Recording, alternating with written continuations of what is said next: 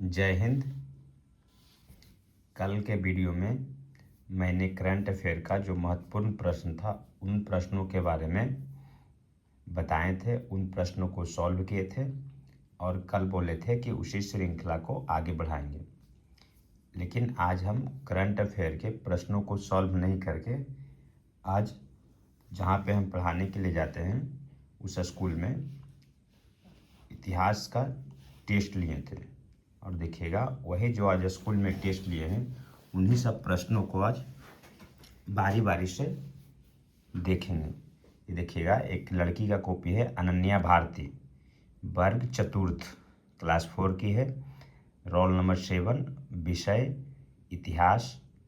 और देखिएगा टेस्ट कल हुआ था 19/6/2026 को, तो आज उसका कॉपी हम चेक करके दे दिए थे और ये 20 मार्क्स का टेस्ट था। 20 मार्क्स में उसको 14 मार्क्स आया है। इसमें देखिए जो टेस्ट था वो पूरा मतलब दिल्ली सल्तनत में जितने भी टॉपिक पढ़ाए थे उन सभी टॉपिक से मिक्स क्वेश्चन करके टेस्ट लिए थे और टोटल नंबर में देखिएगा उसे मात्र 14 मार्क्स, हालांकि बढ़िया नंबर है। क्वेश्चन का लेवल देखिएगा तो अपने पता चल जाएगा कि क्वेश्चन किस टाइप में था। जैसे यहाँ पे देखिए पहला प्रश्न है, मोहम्मद बिन तुगलक के शासनकाल के दौरान दीवान ए अमीर ए कोही द्वारा किस क्षेत्र का प्रबंधन किया जाता था? जब दिल्ली सल्तनत पढ़ते हैं तो दिल्ली सल्तनत के अंतर्गत 5 वंशों ने शासन किया था और उसी वंश के अंतर्गत एक वंश आता है जिसको बोलते हैं तुगलक वंश। और तुगलक वंश में एक शासक था मोहम्मद बिन तुगलक और मोहम्मद बिन तुगलक के द्वारा ही एक विभाग बनाया जाता है जिसको बोलते हैं अमीर ए कोही। और अमीर ए कोही विभाग का संबंध था वो था कृषि के साथ। इसमें देखिएगा ऑप्शन ए में था सैन्य विभाग, दूसरा है बाजार, तीसरा है कृषि, चौथा है दान विभाग। हालांकि इसका जो आंसर ही दी थी अनन्या उसका था सैन्य विभाग, वो गलत दी है। इसका सही आंसर था कृषि। कृषि से अमीर ए कोही का संबंध था। दूसरा प्रश्न इसमें हम दिए थे, रजिया सुल्तान के संबंध में निम्नलिखित कथनों पर विचार कीजिए। कथन 1 में है, इल्तुतमिश ने पुरानी परंपरा को तोड़ते हुए अपनी पुत्री को अपना उत्तराधिकारी नामित किया। दूसरा इसमें कथन था, इल्तुतमिश की मृत्यु के तुरंत बाद तुर्क अमीरों ने उसके शासन को स्वीकार कर लिया। तीसरा था, मलिक याकूत को ऊंचा पद देने के कारण तुर्क सरदारों ने उसका विरोध किया था। अब बोल रहा है उपरोक्त में से कौन सा कथन सही है? तो पहला कथन इसमें दिया हुआ था, इल्तुतमिश ने पुरानी परंपरा को तोड़ते हुए अपनी पुत्री को उत्तराधिकारी घोषित किया था और ये कथन सही है, क्योंकि देखिए जाए इल्तुतमिश का जो पुत्र था वो पुत्र मतलब रजिया सुल्तान के इतना योग्य नहीं था और उसी कारण अयोग्यता के कारण इल्तुतमिश मरने से पहले ही अपनी पुत्री को अपना अगला उत्तराधिकारी घोषित कर दिया था।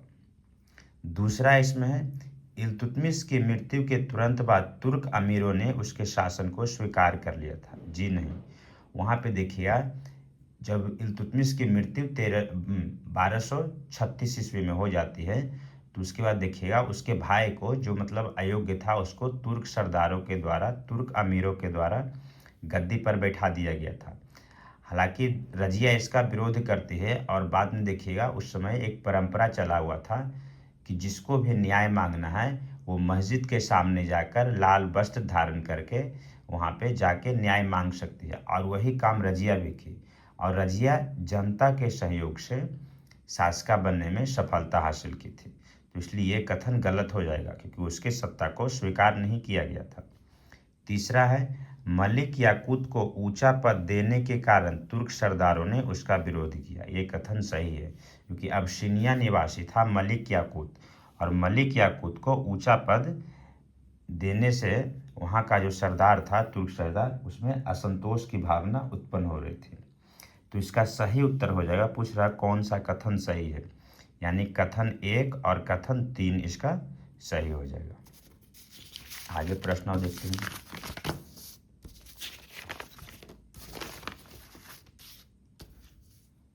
इसमें देखिएगा फिर एक प्रश्न दिए थे, चंदवर दाई की पुस्तक पृथ्वीराज रासो में कौन राजपूत वंश केंद्र में है? पहला है चौहान वंश, दूसरा है सिसोदिया वंश, तीसरा है राठौर वंश, चौथा है परमार वंश। जब हम लोग राजपूत काल पढ़ते हैं या जिसको बोलते हैं पूर्व मध्यकाल, जिसका समय है 800 ईस्वी से लेकर 1200 ईस्वी तक, जब उसमें पढ़ते हैं तो उसमें पृथ्वी राय रासो के बारे में पढ़ना है। और वहाँ पे देखिए 4 वंश की उत्पत्ति के बारे में बताया गया है, चौहान वंश, चालुक्य वंश, परमार वंश और प्रतिहार वंश।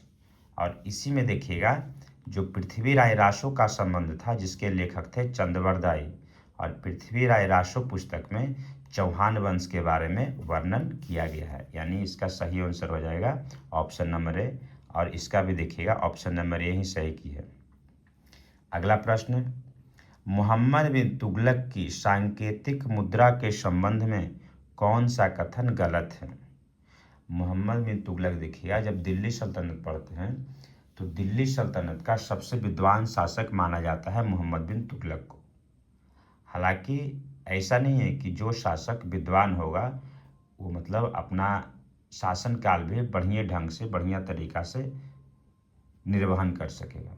क्योंकि जब मुग़ल पढ़ते हैं तो मुग़ल में एक शासक आता है अकबर, और अकबर निरक्षर था, परंतु जितने मतलब बढ़िया ढंग से शासन अकबर के द्वारा किया गया, उतना पूरे मुग़ल वंश में कोई वैसा सुल्तान शासक नहीं था जो उस हिसाब से शासन कर पाया था।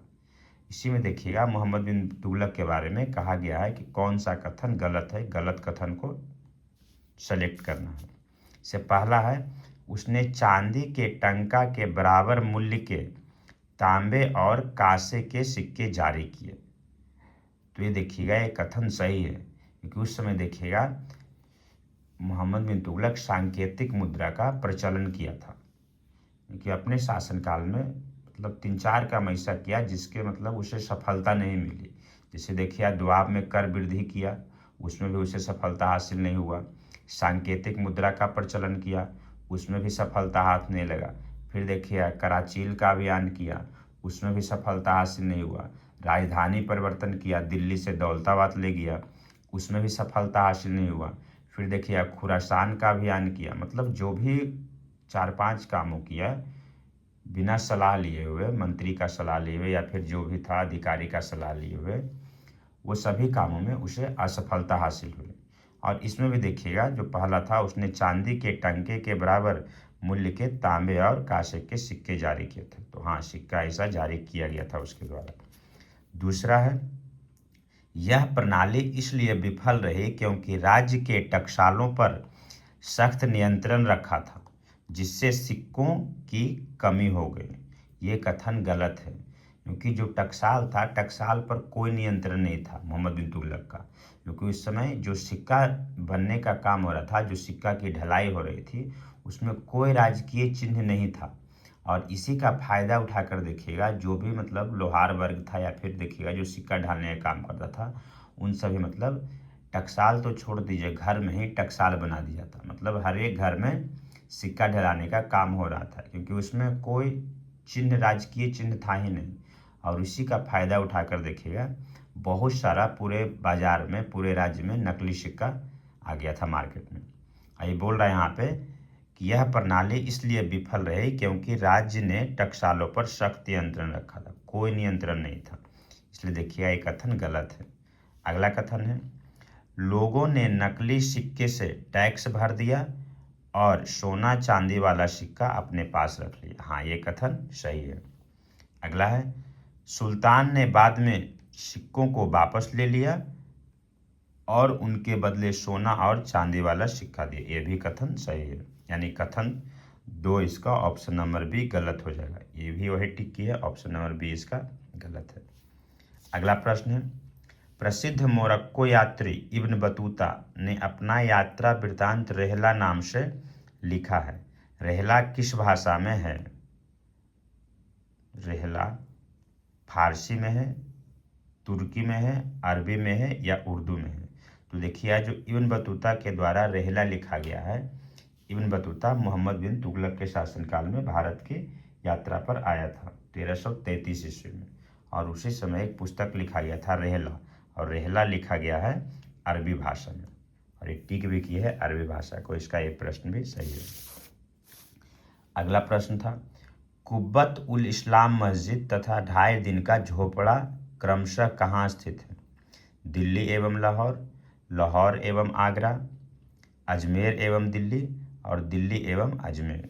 तो हम लोग जानते हैं कुब्बत उल इस्लाम मस्जिद है दिल्ली में, और 2.5 दिन का झोपड़ा जिसको बनाया गया था कुतुबुद्दीन ऐबक के द्वारा, वह अवस्थित है अजमेर में। यानी ऑप्शन इसका हो जाएगा पहला दिल्ली, दूसरा अजमेर, ऑप्शन नंबर डी। हालांकि टिक कर दी है दिल्ली और लाहौर को, जो इसका गलत है। अगला प्रश्न था, निम्नलिखित में से किसने कुतुब मीनार के निर्माण में योगदान नहीं दिया? कुतुबुद्दीन ऐबक, गयासुद्दीन तुगलक, इल्तुतमिश और फिरोज शाह तुगलक।